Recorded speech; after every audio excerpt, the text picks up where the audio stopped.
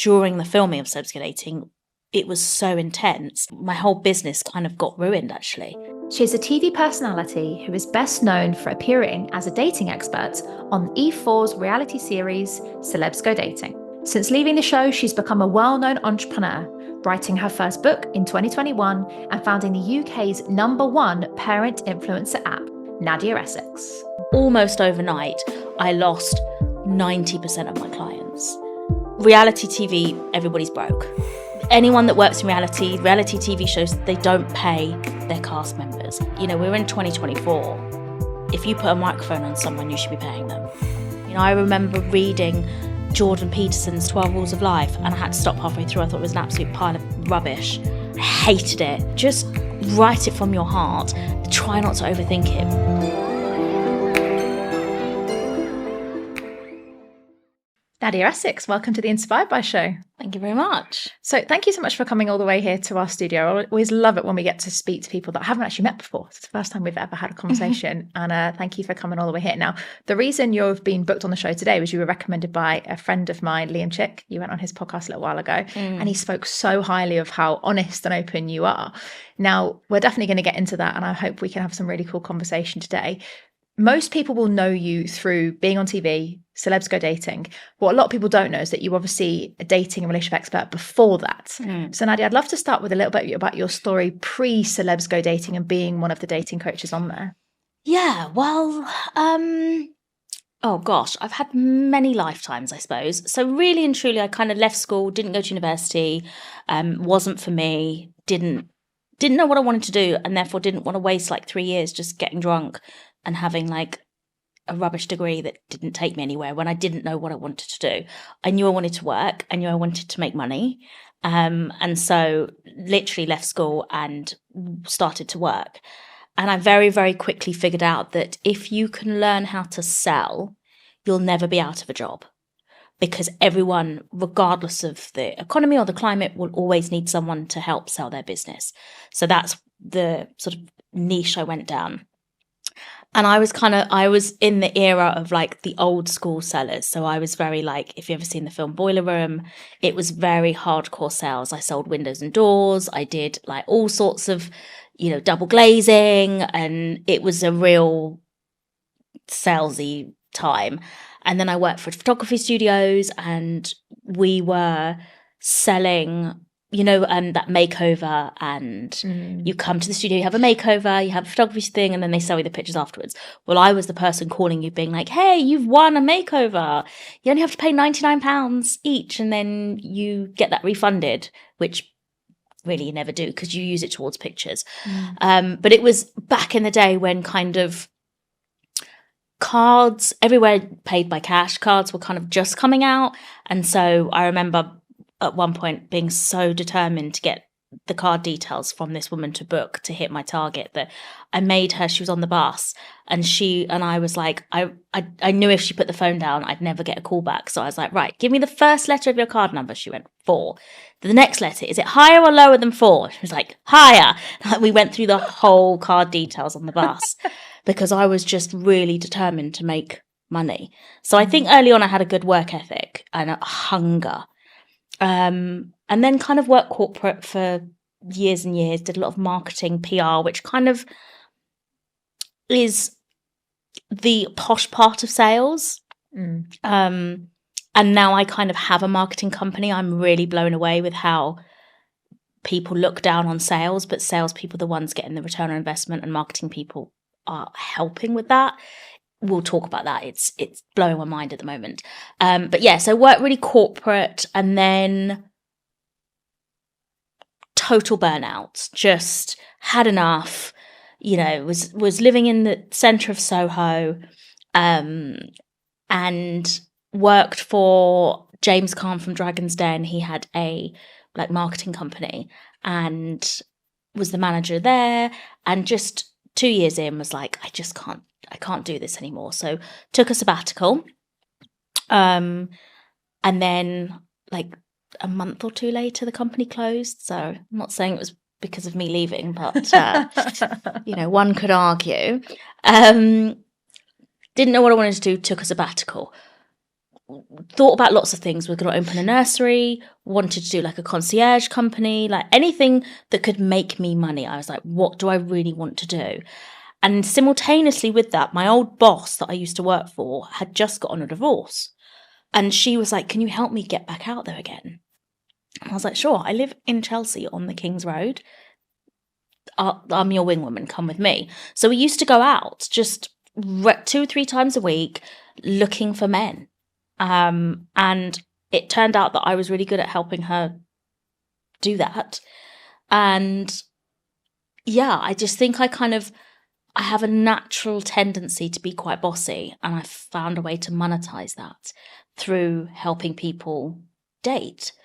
And then she ended up meeting someone and getting married, and it was like, okay, this is fabulous. And so I started the business. And just, again, sort of word of mouth.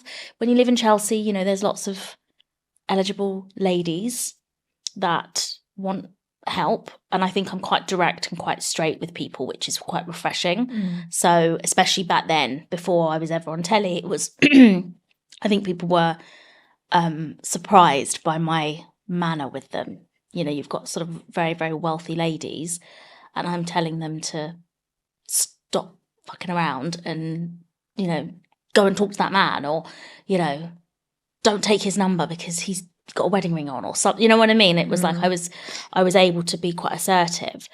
So that was going really well. And at the same time, I knew that I wanted to do telly stuff. I don't know, just kind of something that I always kind of wanted to do. I like the industry, or the thought of the industry, certainly. And so simultaneously with having my business, I was kind of touting for doing TV, making a lot of noise to kind of place myself as a dating expert, which is what I was doing. But I wanted the media to think of me of that too. And then out of the day, just literally out of the blue, one day, I got a call from the researcher at, I'm going to say at Channel 4, Line Pictures, and just said, look, we're looking for experts for a new dating show. And I was like, hi. And we were on the phone for about 45 minutes, and she was like, I love you, I'm going to put you forward to execs. Went in to have a meeting. They said, okay, we're going to do 2 screen tests, and then we're going to make a decision. And I ended up doing 7 screen tests. And I actually didn't get the job until like 4 p.m. the day before we started filming, because they just weren't sure, because it was between me and, well, lots of other people, but I think it was between me and 2 other people. And on paper, they were by far the better choice. They'd been to university, they'd written books, they'd had their academic successes, and I'd kind of come in like a bull in a china shop being like, never been to uni, haven't written a book, but I know my stuff. And so I think they just couldn't really decide where they wanted the show to go, whether it was a more formal, straight approach, or they knew I'd make good telly, so they wasn't sure. So literally, I remember going in the day before and having like a 2-hour grilling, and just people just kept coming in the room, and it was different execs, different people, and just being like, are you doing it for fame? Do you want to do this? Tell us about this. And just grilling me. And I remember walking out and just bursting into tears, being like, that was hell. I hated that, because I kind of thought by that point I got the job, and I was just going in to like meet everyone. And then when I sat down and they were just like, oh, no, like, well, we're still interviewing, we're still not sure. And I was like,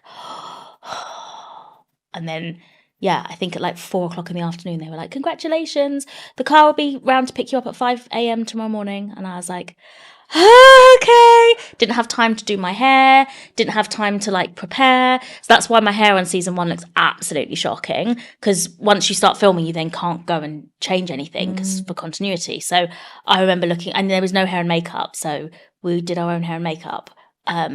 So yeah, I used to get up at like 4 to have a shower and do my hair and my makeup, and then the car would come pick me up at 5, and we'd go in and film this show that no one had a clue what was going on, because it was brand new.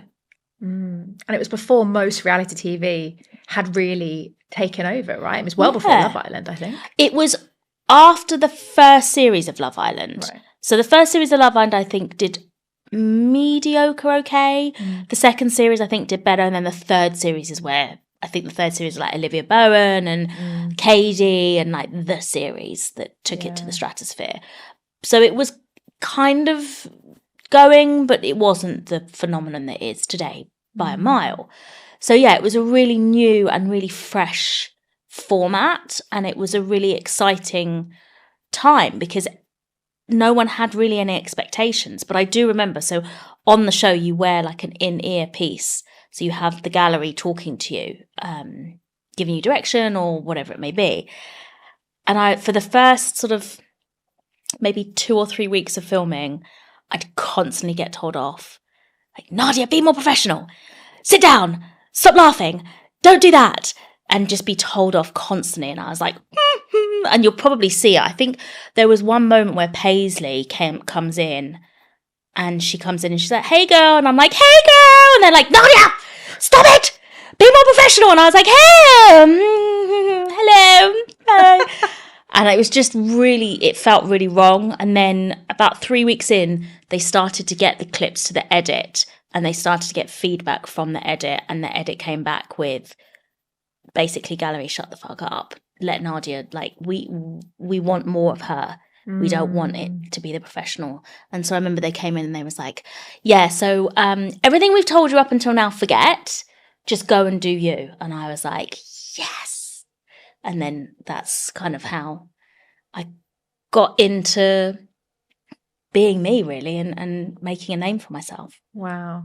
I think it's a risk as well in TV or in any fame, if you will, of putting that mask on and being what you think you need to be. Because then once you can start that, you have to then continue it. Yeah. Right. And it wasn't me. It wasn't even my choice. I don't, if I had chosen to come in and be like, right, I'm going to be super duper professional and I'm going to, then that's different. But I was being told to behave a certain way, which I wasn't hired for. So it was that in the beginning, it was really tough. And I was like, this really isn't working for me because I don't feel like I'm doing a good job. And that hurt my feelings because I know they took a punt on me and I was like, I want to prove that was the right decision, but I feel like I'm not doing the best job I can.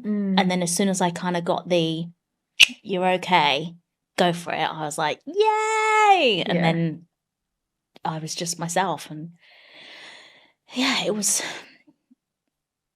hopefully a good thing.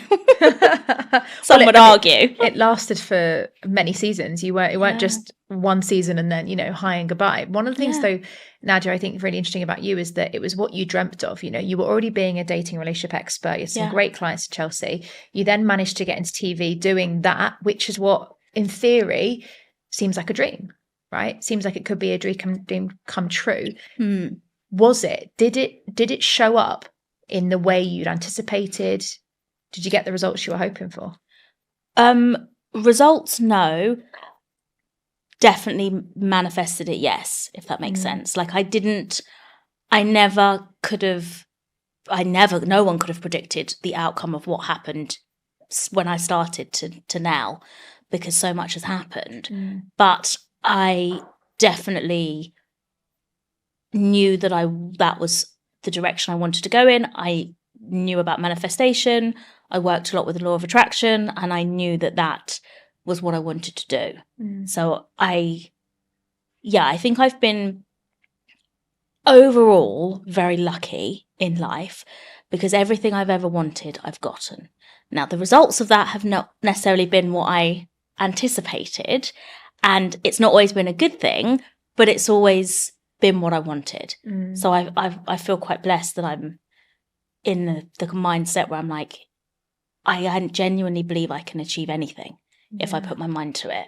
So I feel quite lucky that I'm open, because it's not easy to be open. No, not at all. Especially when you have your mind fixated. So I see a lot of people who start a business and they're at point A and they desperately want to get to point B, and they end up not getting to point B, they get to point C, but actually C was where they always were supposed to be. Yeah. And I think it's about being adaptable, right? I mean, being on TV, I'm sure you had to be quite adaptable at different celebrities that were coming into the agency, different people you had to work with. Yeah, and I think in business as well, again, from my sales, the biggest thing that I learned very, very early on, and I can't remember who said it. It was a man, And I don't think it was Elon Musk, but somebody said it and I can't remember who it is. It will come to me. Start the business. Just whatever you want to do, just start doing it. Just don't worry until later about other things. Everything comes that's supposed to come. Just start doing what you want to do. Start being who you want to be. Start behaving how you want to behave. If you want to, I don't know, start a influencer business, start it. You've got nothing to go with. People start businesses from nothing. Amazon was created from nothing, and now it's Amazon. It's like it's a very strange phenomena when I speak to entrepreneurs, when I see them literally almost procrastinating because they feel like they don't have the foundations in place. They have to have strong foundations for the business. And I'm like, honey, you haven't even got a client. Like, I know people that have paid hundreds of pounds for office space or studio space, and they've never sold a dime. And, people are registering companies. I've done it, and we'll talk, I think, more about my business. But, in the last 2 years, I've opened 4 companies.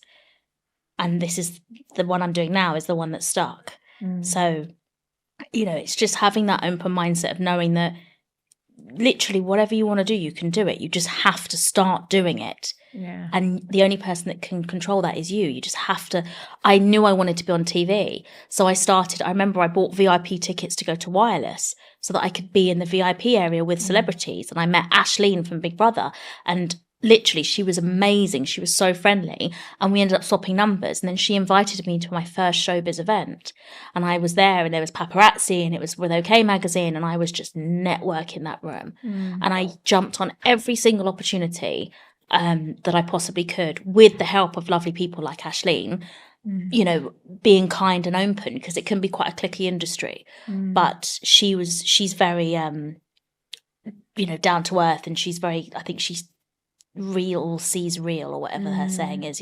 She could see that I was probably a bit green around the gills, but had a good heart, hopefully. Yeah, and also good potential. I think that's what a lot of people can see. I can relate, not from the TV industry, but in the speaking world. When I became a professional speaker, it was very cliquey, and it was like, if you're not on that stage, you're not getting on any stage, and it was very much like you needed someone else to open the door. And I think a lot of people in business feel like it's okay to be self-made and like work your ass off and hustle. And I'm not saying don't do that, but also build the connections. Definitely, because that's similar to what you've done. That's the best way to go up the ranks.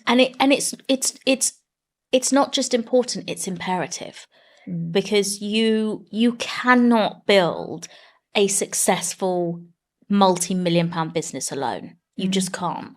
So you need connections, you need a network, you need help. And if you don't have it, and I currently don't have it, so therefore my last sort of 6 months has been going to networking events. I've got like a speed networking event in next week that I'm going by myself with a company I don't know anyone, I've never heard anything, but I'm like, that looks good. Before Christmas, I went to a women's networking event, and, I'm really trying to build my network. One, for support, because being a female founder is very lonely, and when you're just sitting at home doing it all yourself, it's hard when you haven't got anybody to bounce it off of. But 2, because it is phenomenal what you can achieve when you have other people that want to help boost you up. It happens a lot quicker. You can do it by yourself on a small level, but if you want to break through, I want to create generational wealth. That's my goal now. I'm not none of the small fry. I'm ready to really go for it. And to do that, you need others. You can't do it by yourself. Yeah, definitely. And even getting into TV, though, that's a similar thing. You have to have other people, and even though you have to go through lots of checks. Obviously, when you went on Celebs Go Dating, you were running your business, your coaching business, and your dating support and everything. People often feel that if I get on TV, my business will explode.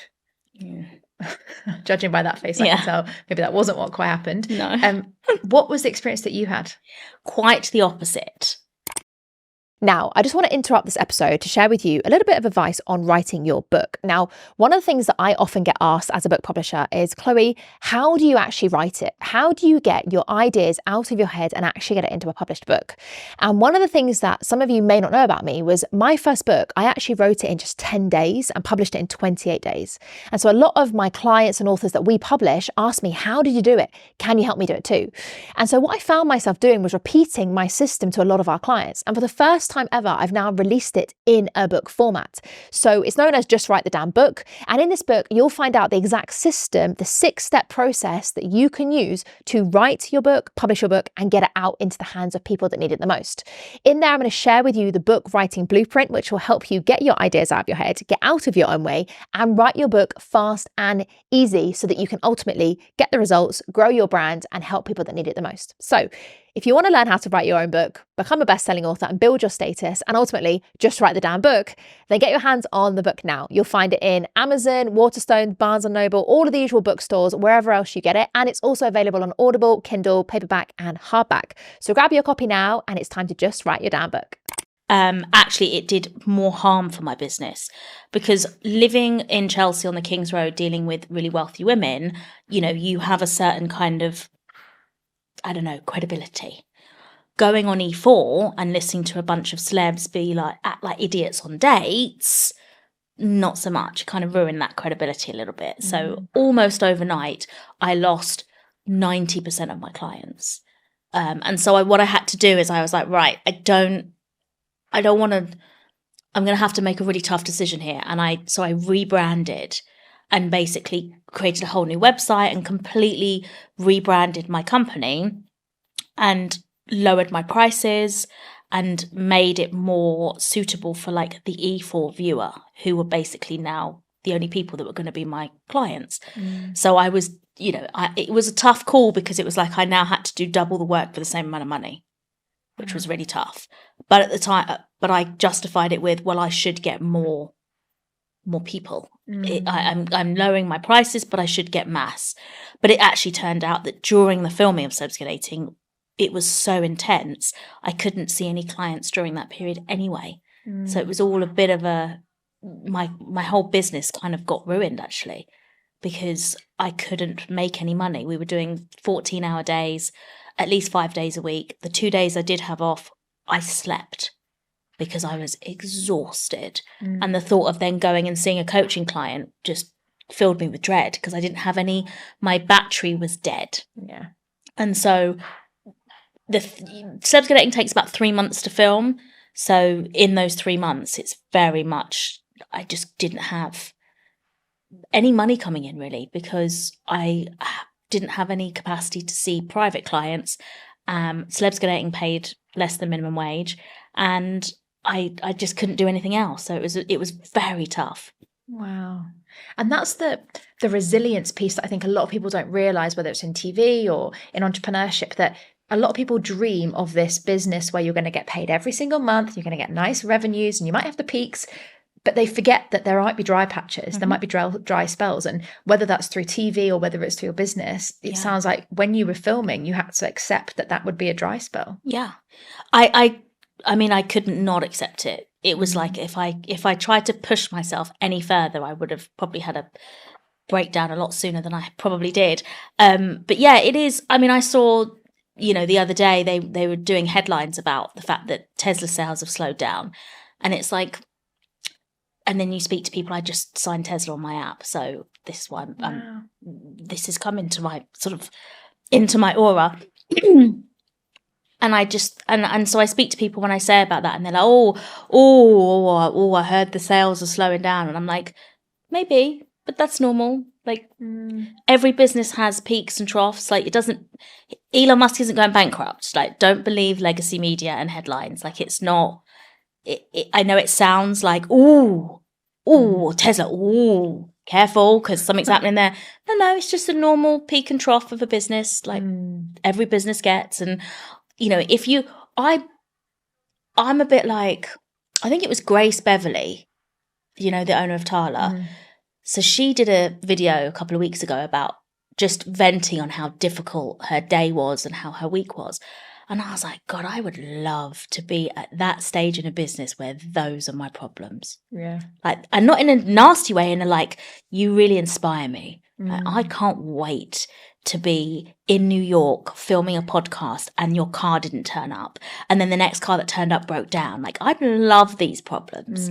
Like right now, the problems are like starting a business from scratch, bootstrapping the whole thing, making sure that you don't lose your mind, you keep your sanity and integrity and pay your bills. Like, it's very, very different. Yeah. And do you know what? I love that you've shared that, Nadia, because that's something that I often have to remind our team and my friends who are in business. Sometimes they moan and I think, remember when those problems were your dream? Absolutely. You know, like, yeah, okay, every business has problems. Yeah. Every life has problems. You know, it'd be dull if we didn't. But it's like, let's just be grateful for those problems. You know, I remember recently we recruited more staff and our payroll bill almost doubled.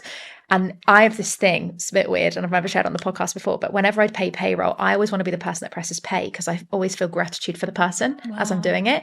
And this time was like the hardest because I was like, yeah, money's going down. A lot of money.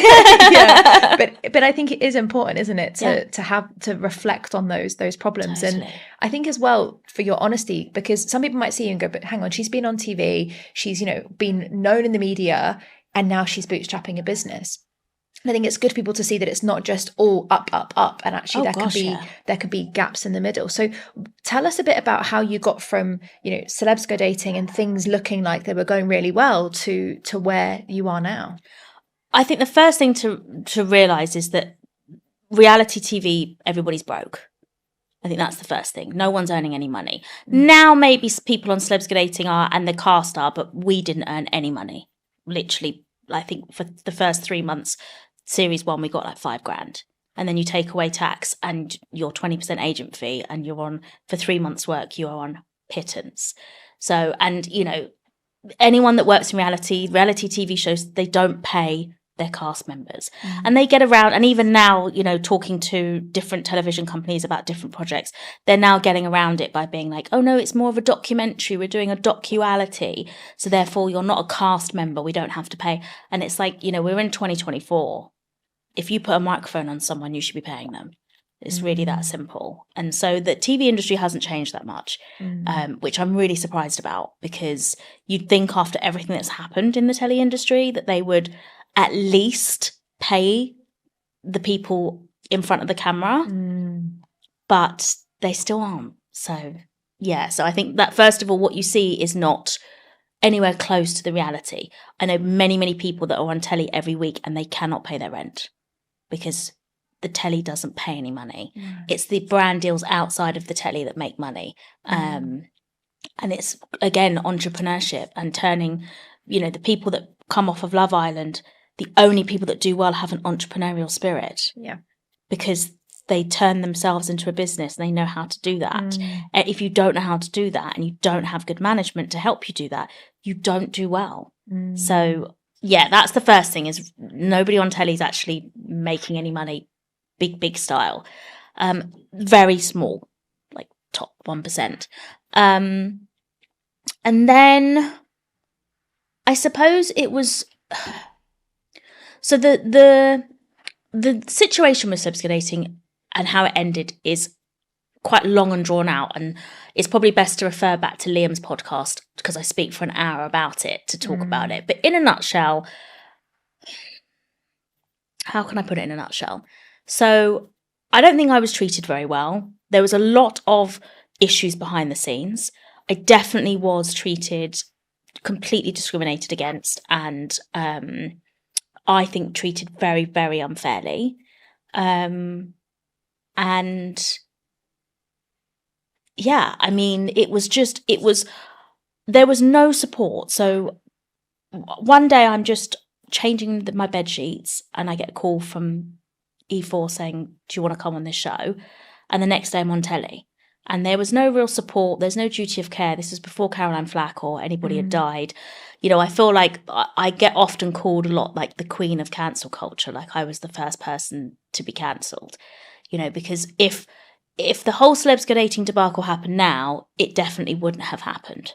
Because ultimately, like I said to Lime at the time, when we first had the meeting, they said, oh, there's these Twitter accounts and what's it about? And I basically said, yeah. I was like, you have to understand that I've got like thousands of people on a daily basis calling me fat, calling me ugly, telling me I'm boring, telling me I'm a bitch, telling me I'm a horrible person. Like, I have so much negativity thrown at me, and I'm not allowed to defend myself. I'm not allowed to say anything. I'm not saying. So the way that I cope with that, rightly or wrongly, was to then have an anonymous Twitter account, to go on Twitter and be like, no, you're a bitch, and fight back. I didn't go around Twitter being like picking random people up and trolling them. All of my tweets were defensive of me. And this was at a time, again, it was way before that was even, it was so obvious now that it was me. And nowadays, I think everyone's got a burner account and everyone's a bit more smarter, thanks to what I've been through. So I ran so that everyone with a burner account could walk. But yeah, it was just, and I said to them, I was like, you've left me with, this is how I cope. And it wasn't, was it the right way to go? No.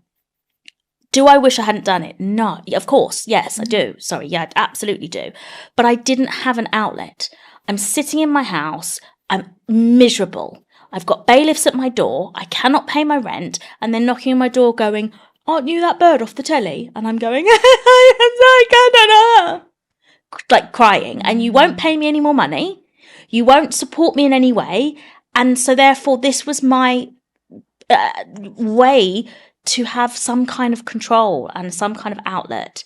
And I thought and had hoped that they would be understanding of that, and that they would have a little bit of empathy and be like, actually, do you know what? We have put her through the ringer. So yeah, we kind of get it.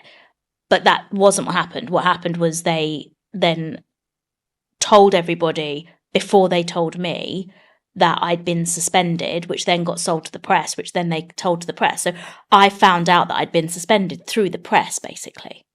And I was like, after everything we've been through, after everything I said in the meeting, after every last thing, and you're now, this is where we're at. I was like, you are nasty pieces of work. And I just didn't know what to do.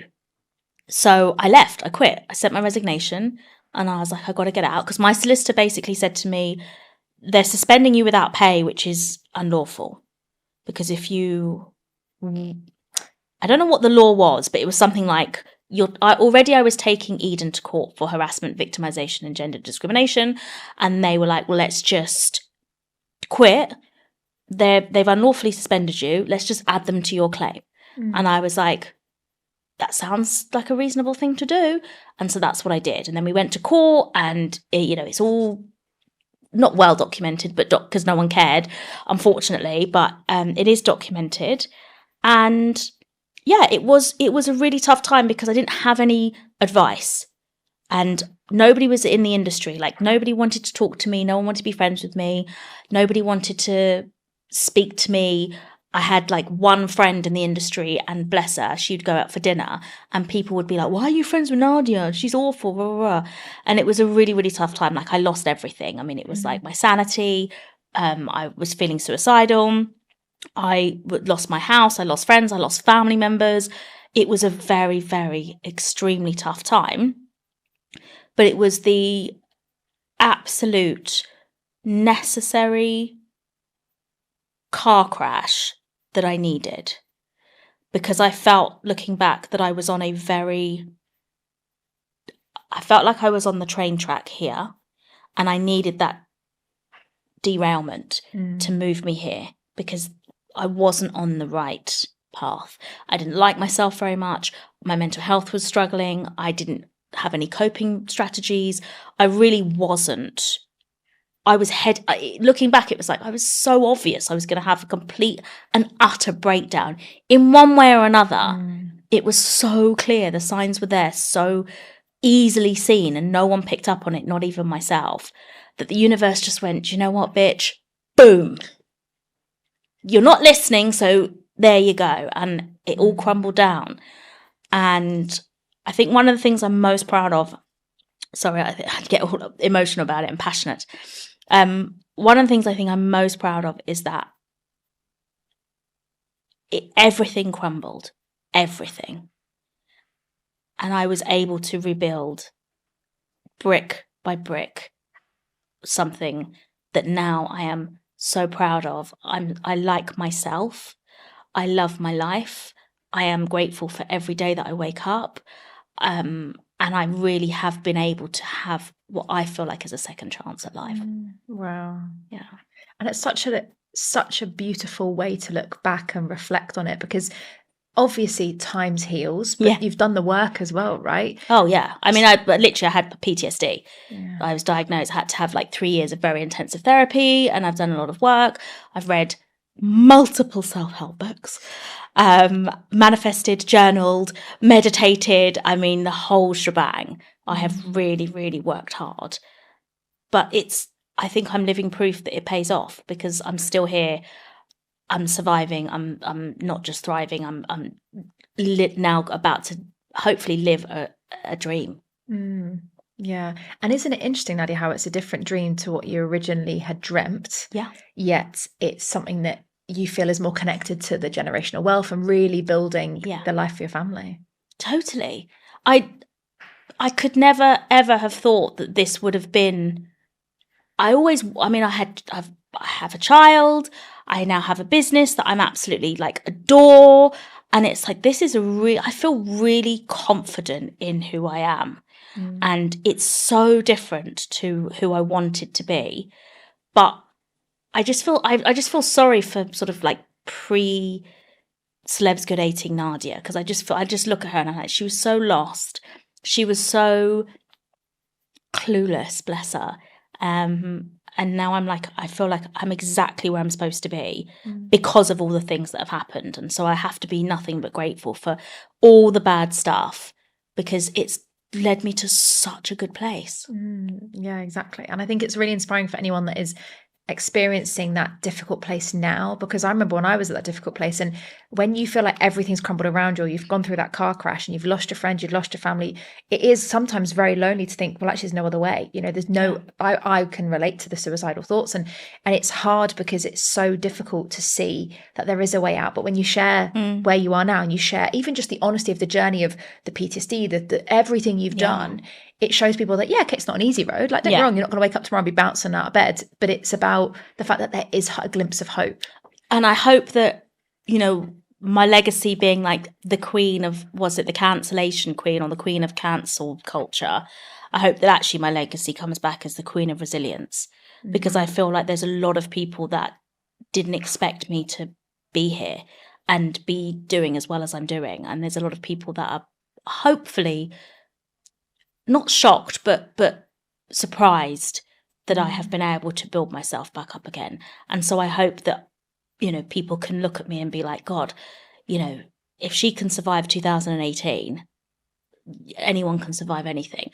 And the one tip I would give, if you are feeling like everything's just crumbled and you are on, thinking about having sort of suicidal thoughts, or at least, the sort of ideals of it, you don't want to be here. Most of the time as well, it's about differentiating. It's not that you want to die. It's just that you want to stop feeling the way you're feeling. And so it's like remembering that it's not, you don't want to die. It's just you don't want to feel this way anymore in your soul. And so for me, I always think that if you're having thoughts of like suicide, go to bed. Go to bed. Because whenever I used to feel like jumping off a balcony or just let my mind think about ways I could, just let it just unregulated, just think a thing would pop in and be like, oh, I wonder if it'd do that, and I wonder how much it would hurt, and I wonder if it would, wonder what the best way, go to bed. And I used to say to myself, if I still feel this way in the morning, then we can have a talk about it. I know that sounds a bit schizophrenic, but I used to literally be like, right, go to bed. If you still feel that way in the morning, we can talk about it in the morning. And I go to bed and I wake up in the morning and I wouldn't feel the same. So, and I think from what I'm aware, a lot of suicides happen in the evening. And I'm like, just go to bed and see how you feel in the morning. Because usually in the morning you wake up and I'm not saying you feel better, but you just don't feel as bad as you did the night before. Yeah. So definitely. Sleep makes such a difference, doesn't it? It saved my life completely. Yeah. Because anytime I felt like wobbly, I was like, go to bed. Stop drinking alcohol. First thing, stop drinking alcohol. It will for the first few drinks make you feel great, and then you will just spiral.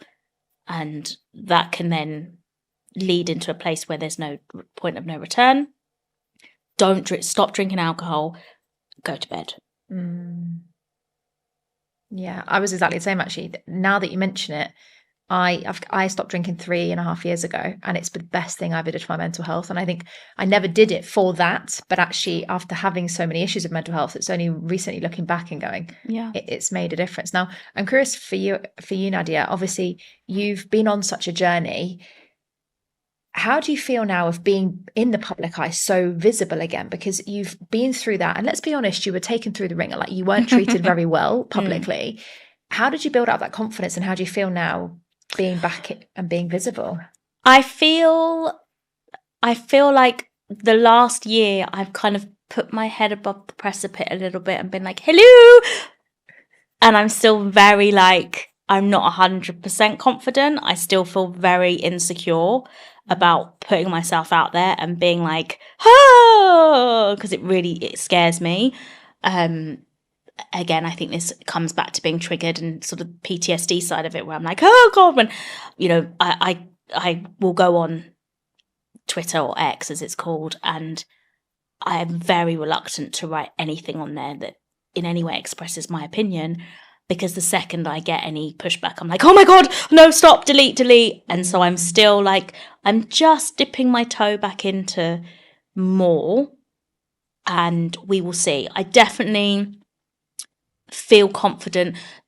Before, it was social media was my only coping mechanism. Now I know that it's not a coping mechanism. And so therefore, if I feel confident that if I would never get myself into anywhere close to a situation like that again, because if I got in any way sucked in, I'm confident that I could be able to say, no, I'll delete Twitter, I'll delete Instagram. I have no problem now in being like, just delete it, take it off my phone, no problem. Absolutely fine. So I've cut the cord of attachment, I think, with social media, and also with validation from others. Yeah. That's what social media gave me. And so now I've been able to cut that cord. I don't have the same emotional response to it. Yeah, I love that. And I think a lot of people in TV still do have that connection and that emotional response. And I'm curious from your perspective, Nadia, I've got a few friends who have been in reality TV, not had quite the same experience as you, but a negative experience.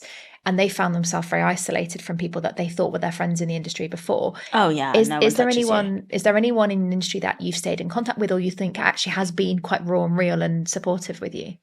I mean, Aisling is always, from day one, just been lovely. She's a free thinker though, she is very much she wouldn't go by the crowd anyway. So, I think she sees things quite black and white, but not really. And people say, oh, who do you still speak to from Celebs Go Dating? Not really. Like, two things. One, I'm 42 years old. They were all in their 20s. So it was like, you'd make kind of friendships, but you wouldn't really make friendships anyway. And yeah, I'm glad. Believe it or not, journalists I've stayed friends with. That's the crazy part about it. There's been journalists that I'm still friends with now that just when people get it, they get it. It's like, and the journalists get it. They get that headlines are there for clickbait. They get that don't believe everything you read. And so, when you kind of humanize the person, people get it. But not many people take the time to do that. They read a headline. I mean, I guarantee you now, if we went live on TikTok now, there would be somebody that would come in and go, aren't you that bird that got sacked from Celebs Go Dating for trolling? And I'm like, no, I didn't. Like, I didn't. Do you know what, So it's like, even now, 5 years later, still on a daily basis, I'll get someone, because it's been indoctrinated in people's minds. Yeah. But that's okay. I had to go through a lot of therapy I wanted to change that perception. I was really passionate in the beginning and being like, it's not fair. It's just not fair. People think this of me and it's not fair. I don't have right of reply. I never was able to say my side of the story. And with lots of therapy, I've realised that I don't care. Like if people want to come to me and be like, yo, you got sacked for trolling, and I'm like, okay, you don't have the brain capacity for me to engage with you because you're not a critical thinker. You're not using like certain parts of your brain. You're literally someone who takes a headline, absorbs that as fact, and then regurgitates that to a stranger online. Like, you are already beneath me. And I know we shouldn't say that because you should be humble and no one's better than anyone else. I'm better than those people because I don't do that. I'm not going to go on to strangers' posts and say negative things and say it with my chest as well. That's false. Like, people come in with their chest and like, you got sacked for trolling. And I'm like, how are you embarrassing yourself? Because that's not true. Like, come to me with some truth. And then maybe I can be like, yeah, no, okay, that was me. But it's like coming to me and trying to hurt my feelings saying the sky is blue. It's like, okay. Yeah. And also, for what reason? Like, I think it's for everything. One of our mottos in our business is always be curious. Yeah. So never just say you've done this, or I know, like, even with clients, it's like, ask a question. Always. Be curious, because ultimately that's going to get you the better result than just like making you feel good for 2 minutes of going, by the way, I've said this and I think this is true. But does it make you feel good? It never made me feel good. Mm-hmm. Even all the times I'm sitting there and all the times that I actively was like, you're a horrible person, it didn't make me feel good. I never once felt good by articulating negativity to a stranger on the internet. Not one time. And believe me, you can take it as fact. It doesn't make you feel good because there were thousands of messages. But also, you've come out like such a different side now with the gratitude, the manifestation, and obviously what you're doing now. So we've talked a little bit about your business, but we haven't actually talked too much about it. So where did this idea for what you're doing now come from? Because it's very different to obviously the dating side of it before. And how's it all going? Yeah, really, really well. We just signed Tesla, so amazing.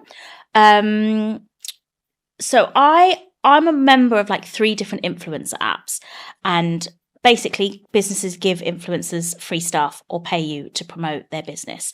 And it's a very simple business transaction. Influencer marketing is very much seen as, I don't know, it's got a very negative connotation. And I want to change that. In 2024, influencer marketing is worth about 24 billion. And it's tripled in the last 3 years. And about 60% of businesses' marketing budget goes to influencer marketing. It's like the public, again, I think legacy media has very much ruined the public's perception of content creators and influencers as these entitled, stuck up by these big viral videos that go viral of an influencer being a diva.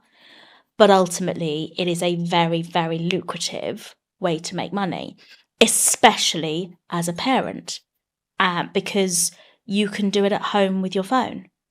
And when you've got a baby and you're at home anyway, and the baby's sleeping, and you're kind of got past that beginning postpartum section where it's just a blur, and you're starting to find yourself again. It's a really nice. It can be a side hustle. It can be quite lucrative. It can be extremely beneficial, and you get to use, if you're creative, you get to use your creative wings to create great content. So it's a really fabulous form of marketing, and it's actually more, I think, much more effective than television or radio marketing or even print. And from a business point of view, you can see results. You put an ad on the radio, unless you use like an affiliate code, you don't know who's come from the radio. You do an influencer marketing campaign, and that influencer posts your post, and within 24 hours, you will know how many more clicks you get on your website, how many more sales you get. You can see in real time the difference an influencer can make to your business. No other form of marketing can give you that. So I feel like I'm very much passionate about changing the perception around influencer marketing, that it's not this kind of like, shh, it's influencer marketing. Like we don't really do it because like it's not very credible. Everyone does it. It's a great way to grow your business. And there wasn't any opportunities for any parents. So all of the influencer marketing apps that I'm on were for a range of different things, but nothing really for parents. And obviously, as a parent of a 4-year-old, I was like, I don't really want like a free dinner in Nobu and a bottle of vodka in a club.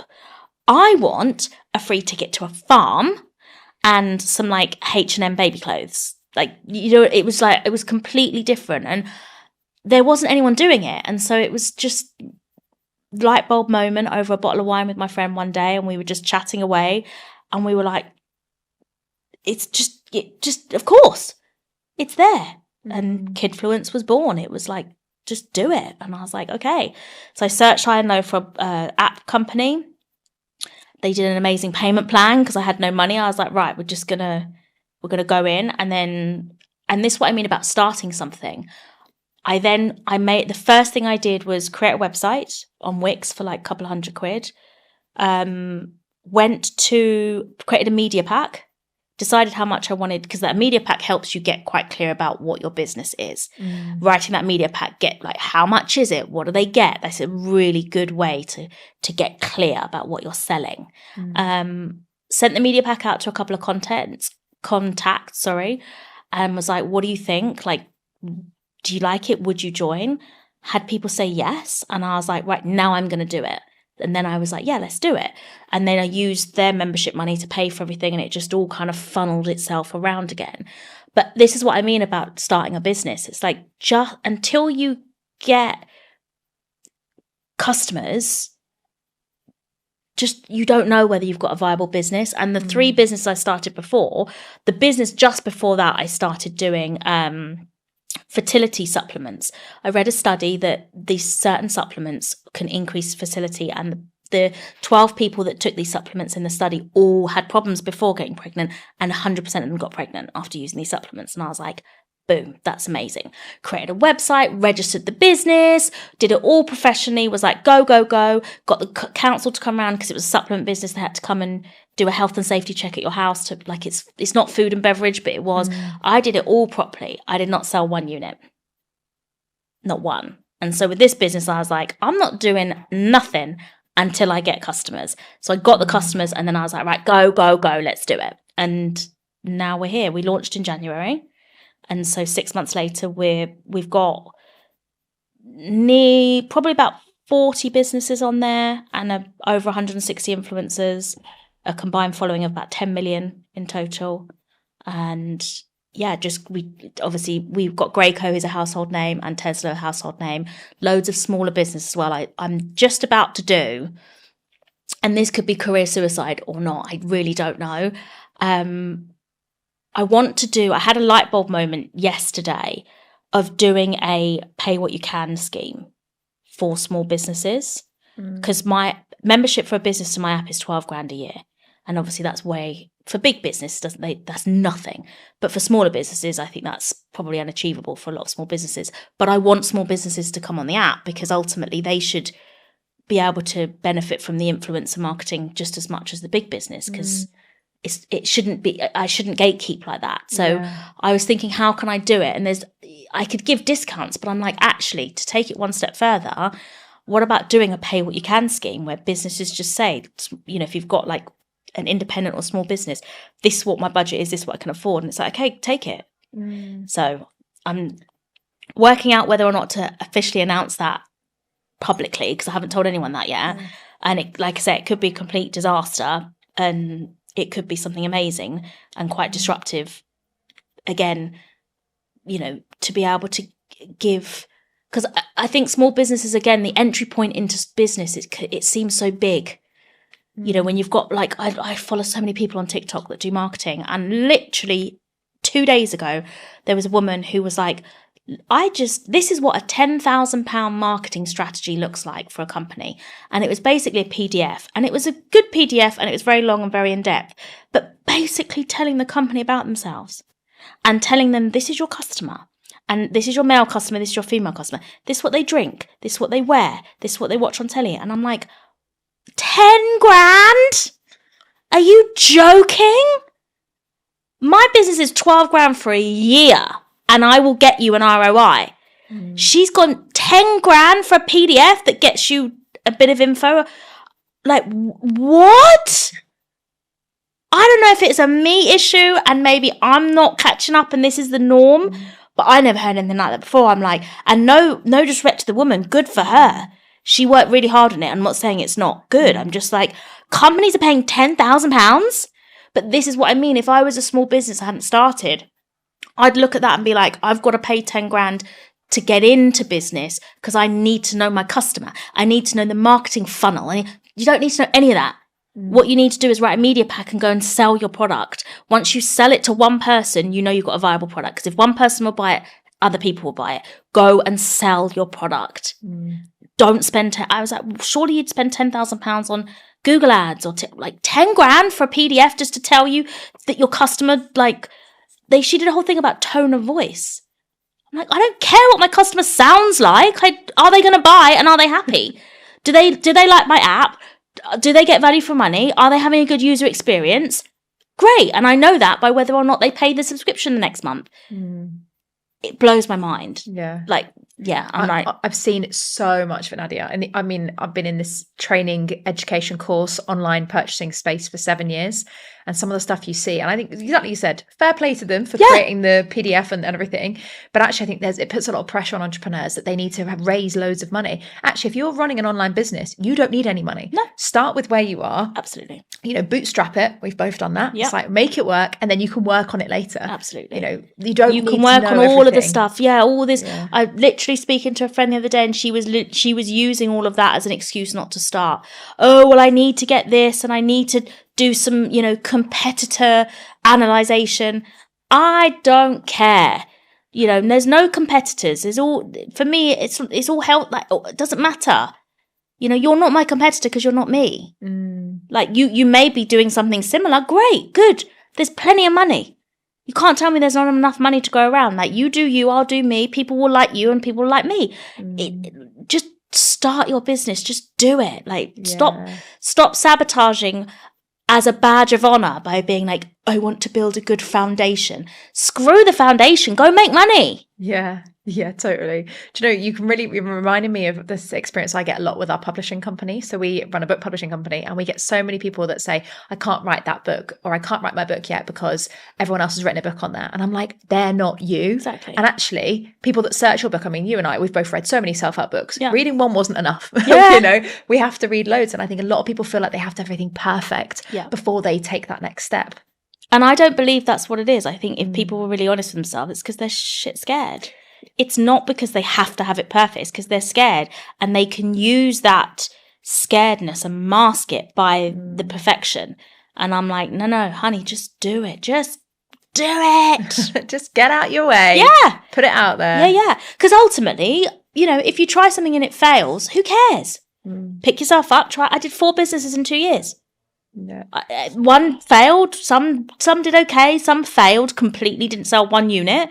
And now I'm thriving in a business. It's like, just keep going. But until you're selling stuff, like, the foundations naturally build themselves as well. You'll find that the universe conspires to bring the right people into you when you need it. Yeah. You always, once you start doing stuff, people kind of come in and help you.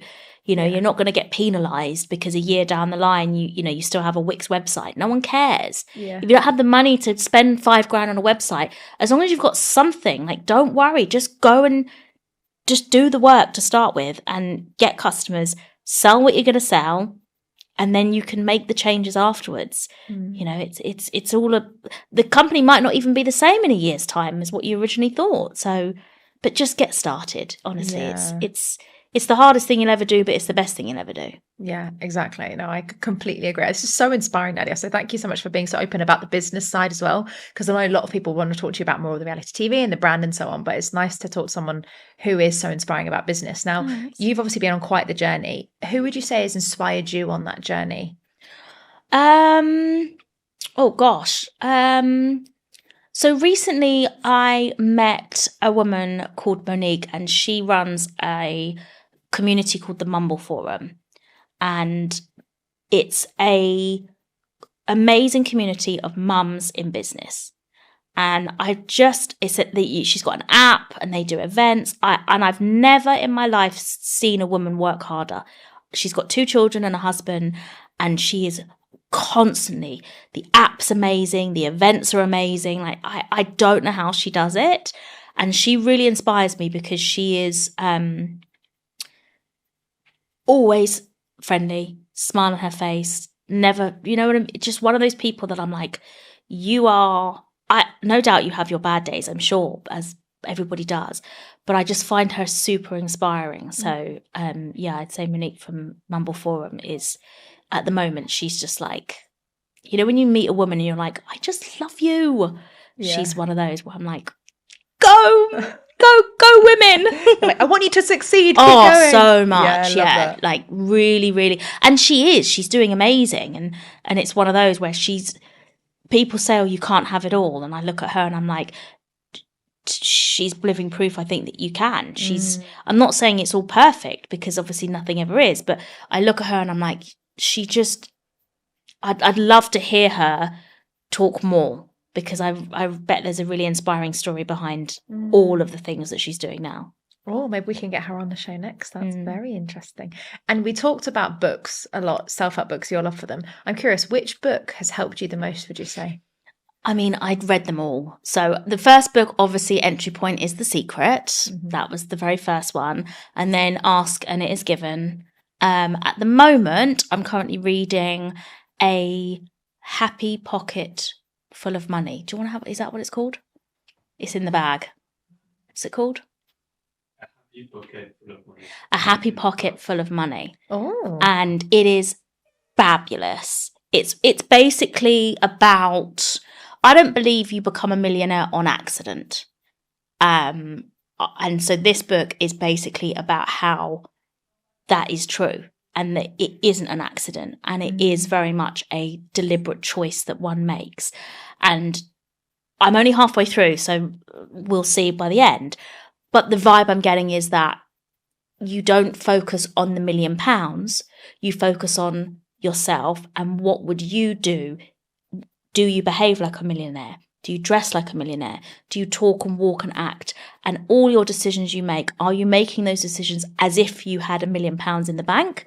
Or are you still making those decisions as if you are, broke down to your last 20 quid and you can't afford stuff? How are you showing up in the world? Because if you show up as you want to be, the law of the universe says it has to catch up. It's like quantum physics. So I'm only halfway through, so I can't explain it very well. But yeah, it's just basically about learning to stop focusing on the money amount and focus on me and attracting naturally. Oh, very interesting. I might have a gander of that when we're off camera. And I know you wrote your first book in 2021 and obviously read a lot of books. What advice would you give to anyone who's maybe writing a book with what you've learned about reading books and think, do you know what, that makes a good book? Oh gosh, it's impossible. Like what you just said, there's a million books. The thing that I like is the author. And some books really resonate with me and some books don't. I mean, I remember reading Jordan Peterson's 12 Rules of Life, and I had to stop halfway through. I thought it was an absolute pile of rubbish. I hated it. I hated that book. I thought it was like really pushy religion. And then he goes into a part in the story where he talks about how that he thinks that women that go into their counsellor and say they've been sexually assaulted have potentially made that up. Yeah, it's really, really fucked up. Like I threw it away. Oh my gosh, I don't blame you. That's yeah, horrific. I was like, I can't, this isn't self-helping me. This isn't rule for life. Like I can't get on board with this narrative. So literally I was like, I threw the book away. I couldn't do it. And so, yeah, it's be as authentic as you can, because I didn't like that book. I do like Jordan Peterson though. When he talks, he makes a lot of sense. So it was a complete disconnect, but millions of people also like his book. So, just write it from your heart and try not to overthink it, because if you believe it and it helps you, it will help someone else. It just, that we're humans, of course. Yeah, I love that. Be authentic is so important, isn't it? Because it's so easy to try and be something else. And one of the things I always see with books, and probably since I've become a publisher, I'm reading books and people have said, oh, Chloe, you need to read this book. It's amazing. And I'm getting halfway through and I'm like, I really want to put this book away. Yeah. Like I can't stand how it's written or whatever. Yeah. Because then you see the person and they're totally different as when they're in the book. Yeah. And actually that's not going to have that connection. Yeah. And I'm not a massive fan of recommendations as well. I take them with a pinch of salt, but I also believe the right book finds you. So I like to, this was a recommendation, but it's very rare that I do take recommendations, because I do believe that, again, when you go into a bookstore, the book you're supposed to read, people say to me, what book should I read? Go into a bookstore, go into the self-help section. The book is for you will, within 1 second of reading the back, you'll just know, because every cell in your body will vibrate, and you'll just know in your gut that's your book. Like, don't take a recommendation from someone else. Go into the bookstore, touch the books, read the books, go into Audible, read this synopsis, have a sample. You know what book is speaking to you. And this was a recommendation, but every recommendation before that hasn't really worked for me. Yeah. And it's like you say, the book will find you when you're ready for it as well. 100%. There's been books that I bought years ago, it's been on the shelf, and I'm looking at it, I'm like, oh my God, this is so useful for me right now. 100%. The universe is fabulous. Like, it just, everything, we're so abundant. Everything you need is literally at your fingertips if you just get out of your own way. Like, stop overthinking things. Stop worrying about things. Stop procrastinating. Stay present in the now. Like, right here, right now. Are you safe? Yes. Are you satisfied? Yes. Do you need anything right here, right now? No. So then just relax. And things just come in as you need. And the same with books. Like, there's things that you'll read now that are rubbish, but in 2 years' time, the first time I read The Secret, I thought it was an absolute I thought it was a joke. I thought it was an absolute farce. And then 2 or 3 years later, I read it and was like, this is the best book of my life. Like, just be open, and the universe provides everything you ever need. Yeah, I love that. And you just be ready for it at that time. Yeah. Oh, well, thank you so much, Nadia. It's been so great having you on the show. Now, we've talked a little bit about the people that have inspired you and the books that have inspired you, but we've got a question we ask all our guests at the end of the episode, which is, who do you know that has an inspiring story that you think we should have on the show next? I think, I've talked about her a couple of times. I think Ashleen probably is she's popped up for some reason in this chat, and I think that she has a very inspiring story, so I would say her. Oh, fantastic. Well, we'll get in touch with Ashleen and see if we can get it booked on. Well, Nadia, thank you so much. I really appreciate you coming in here. Liam did a fantastic job of recommending you for the show, and excited to hear how everything goes with Kidfluence, and if there's anything we can do to support you. Me being pregnant, may well be in touch with you definitely about getting involved in that. That's amazing. And thank you so much again for coming on the show. Thank you. Brilliant. Well, I hope you have enjoyed this episode of the Inspired by Show with Nadia. I mean, what a fantastic story. Love her openness, love her honesty. And I think we'll all definitely agree that there has been so many golden nuggets that Nadia has shared with us. So if you are watching on our YouTube channel and you haven't yet shared in the comments, make sure you share in the comments what has been the biggest light bulb moment for you in this episode. Maybe there was something that Nadia shared about starting a business or writing a book that would really inspire you to get started today. And if you're watching on YouTube or if you're listening on any of the audio platforms, make sure if you haven't already, you subscribe and follow the show so you don't miss our next inspiring guest. I'll see you next week.